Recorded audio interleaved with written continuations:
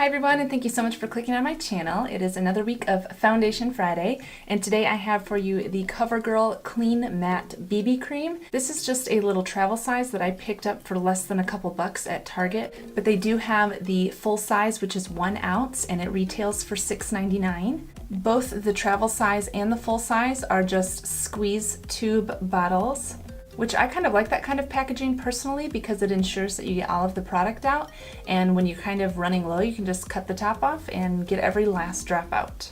On the little box that I have that came with the little travel package, it says that this is Covergirl Clean Matte BB Cream. It provides the perfect amount of coverage to even skin tone, hides blemishes, and keeps you shine free all day. So this one specifically says that it's for oily skin.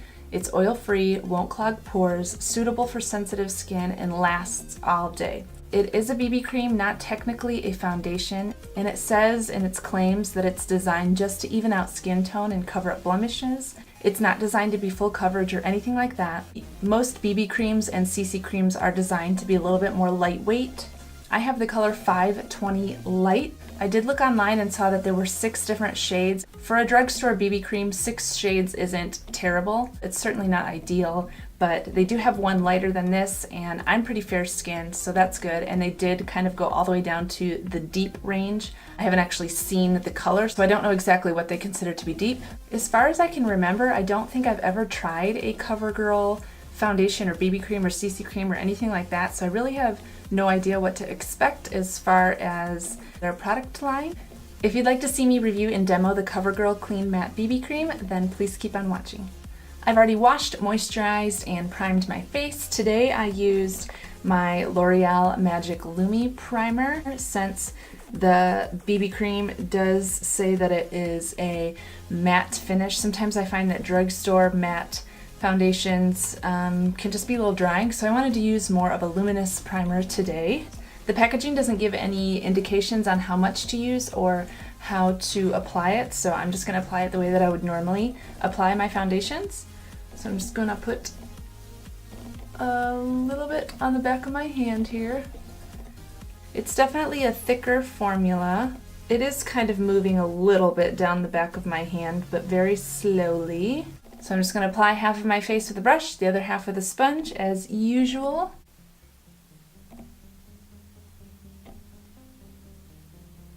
Doesn't smell like anything, so that's nice.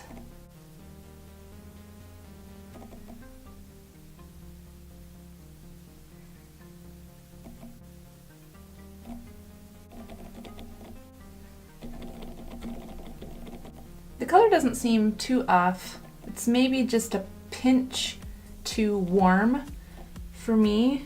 It actually blended out pretty nicely with a brush. I am just going to bring a tiny bit down my neck just in case it oxidizes. I want to make sure I kind of cover my bases, and I don't want to be looking like an Oompa Loompa.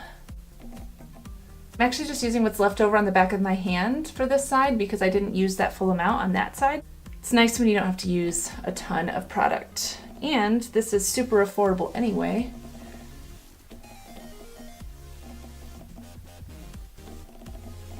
I think I got more coverage with the brush side. So I'm going to go in with a little bit more here.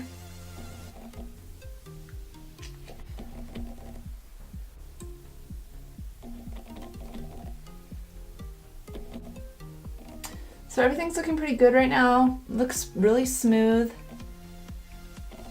Definitely not as dry as I thought it had the potential to be. But I am going to go in with a little bit of a second layer in just some areas that I want a little more coverage, just to see if it's buildable. So for me, I always like a little more coverage on my cheeks. And my chin too. Basically just all over. I don't think it made that huge of a difference going in with a second layer, maybe just a little bit. So my first impressions are that it is a matte finish, which I like. It has kind of a light medium coverage. It evened out my skin tone. It covered some things, but not everything as far as like blemishes and freckles. So far it's not looking really dry or clinging anywhere. It is drying down. It hasn't started to settle in anywhere in my fine lines, so that's a plus. I'm gonna go do the rest of my makeup off camera and I will be right back. So I forgot to show you guys the first check-in time, but it was noon when I left off before, and it is now 1:48.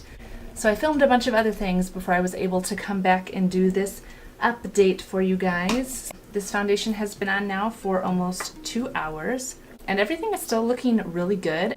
All of my other products blended over it really nicely. Sometimes when you have like a matte foundation that dries down completely, it's a little bit tricky to blend concealers over top, and I didn't find that to be the case this time. I only powdered the areas that I concealed in the center of my face, and all of my bronzer, blush, highlight, all of that blended out nicely over top of my cheeks.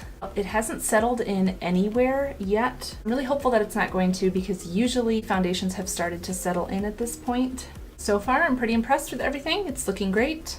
It feels very lightweight. It's dried down completely. My next check-in will be in 4 or 5 hours in natural daylight, so I will see you guys then. So it is now 10:48 p.m. This day got really crazy really fast, so I never even did a midway point check-in.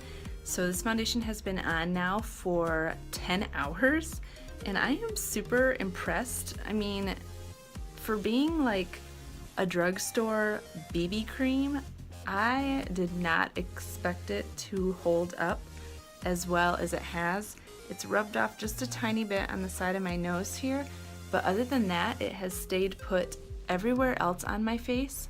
And probably like 3 or 4 hours into wearing this foundation, I was outside with the garden hose, and somehow there was a garden hose malfunction, and the water completely squirted me in the face and like soaked my face.